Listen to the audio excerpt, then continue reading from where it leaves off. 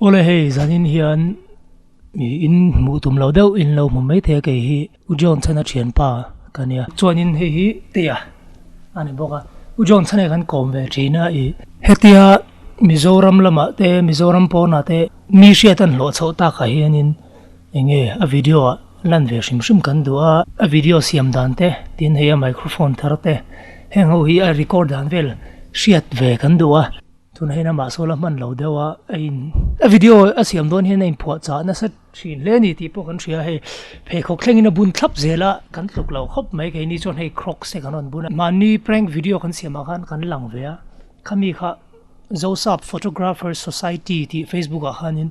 an lo post chonga silo moi in za pui om lutuk mizo mi pa ve si na thok ro oh hello Kumar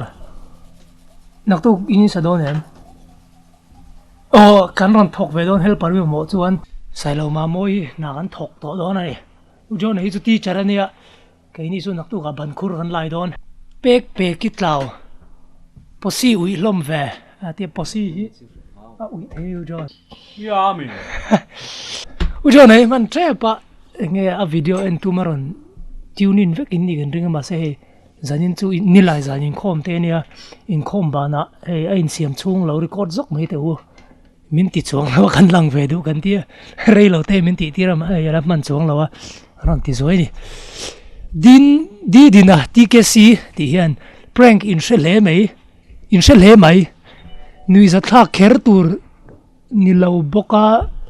nui lo kui thak nui zat in tum mele prank kania prank kani mai ka khachu khovel ya hen kan tan mun om lo a zo than sangi min du se o ujori duem dp na lo ga tu dp lo thak la du don che ni chu Angela nui mizo ti hian mi pa lo om lo deuh lek ka su lutuk ka su lutuk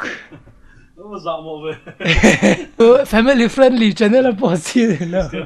Christian channel Phoebe Exarin he pa hi chu kavan du tak mizo mi pa hian decent man decent man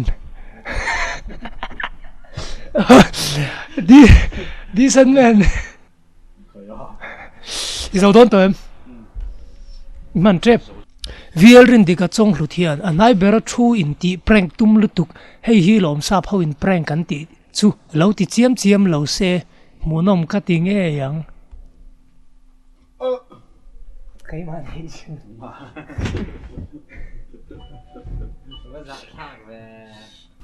ti thau ngai hi lom sap ho in prank kan ti oh hei lom sap ho in mai kan ti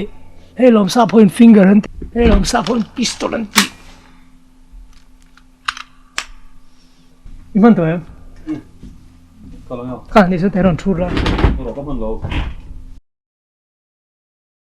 video on siam don lo mi cho nên chút cái tỷ đó là cái tỷ hơn in siam ve cha ra cái chỗ đó